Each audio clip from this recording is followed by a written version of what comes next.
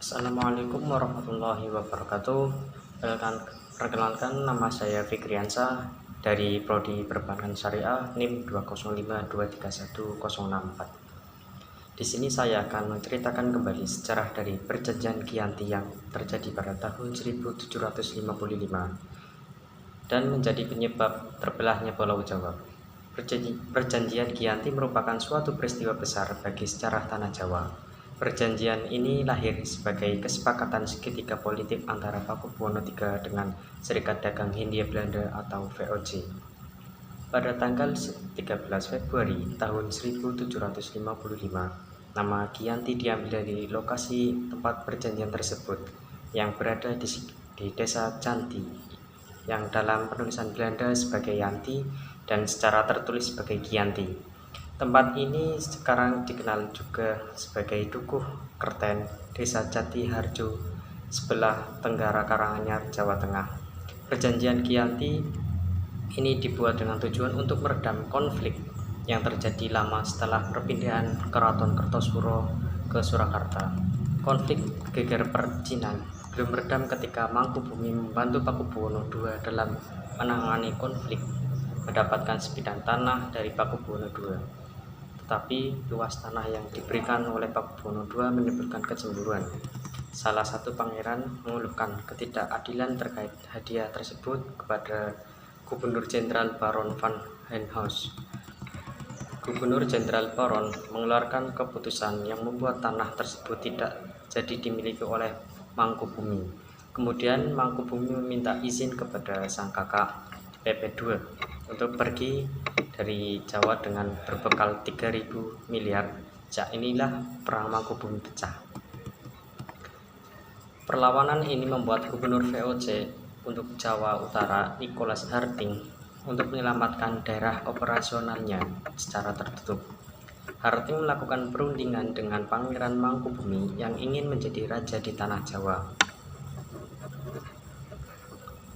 Pada tanggal 23 September 1754, nota kesepahaman antara VOC dengan Mangkubumi terlaksana.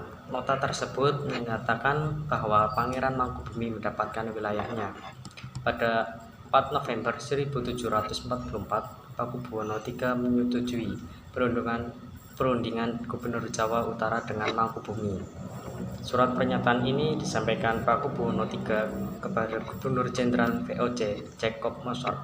Kesepakatan ini mendorong perjanjian besar di Desa Giyanti.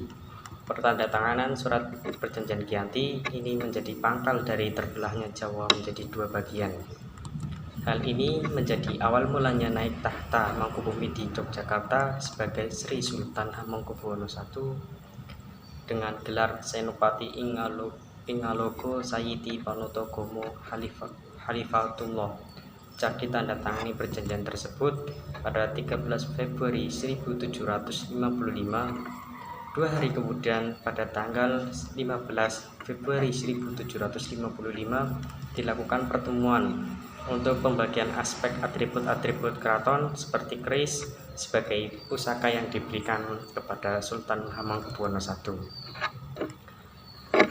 seperti bahasa, tarian, sehingga masyarakat pilah antara Yogyakarta dengan Solo. Akan tetapi keterbelahan masyarakat Jawa tersebut tidak terjadi seketika pasca perjanjian Giyanti. Proses pembagian wilayah dan juga aspek lain seperti bahasa mengalami proses panjang yang memakan waktu puluhan tahun. Perjanjian Giyanti yang tidak memerinci pembagian wilayah pada akhirnya menimbulkan berbagai peristiwa. Pembagian wilayah sengaja diacak sehingga banyak wilayah yang tumpang tindih satu sama lain, seperti wilayah Jogja sekelilingnya Solo, yang cenderung menimbulkan konflik di antara kedua kerajaan ini. Pasca perjanjian Giyanti, Raden Mas Said atau dikenal juga dengan Pangeran Sambernyowo yang dahulu membantu Pangeran Mangkubumi masih terus melakukan pemberontakan. Seperti halnya Pangeran Sambernyowo yang masih terah Pakubuwono turut menuntut hak sebagai penguasa wilayah. Pada Oktober 1755, Pangeran Sambernyowo berhasil mengalahkan pasukan VOC. Kemudian Pak Gubernur turut menuntut hak kepada penguasa wilayah. Pada Oktober 1755, Pangeran Semproniawu berhasil mengalahkan pasukan VOC. Kemudian pada Februari 1756, Pangeran Semproniawu hampir membakar keraton yang baru dibuat di Yogyakarta. Setelah perang bertahun-tahun, VOC mengakhiri perjanjian dengan menandatangani perjanjian Salatiga. Pada perjanjian ini, Pangeran Semproniawu mendapat sebagian wilayah dari Kasunanan Surakarta pada tahun 1813 di masa Gubernur Thomas Stanford Raffles dari Kerajaan Inggris. Kesultanan Yogyakarta juga terbelah dengan lahirnya Pakualaman. Dengan demikian, tanah Jawa memiliki 4 wilayah pemerintahan. Di masa kemerdekaan, Kasunanan Surakarta dan Kadipaten Mangkunegara menjadi situs cagar budaya, sedangkan wilayah Yogyakarta yang di dalamnya ada Pakualaman menjadi daerah istimewa Yogyakarta. Sekian dari saya, semoga bermanfaat. Wallahul muwaffiq ila aqwamit thoriq. Wassalamualaikum warahmatullahi wabarakatuh.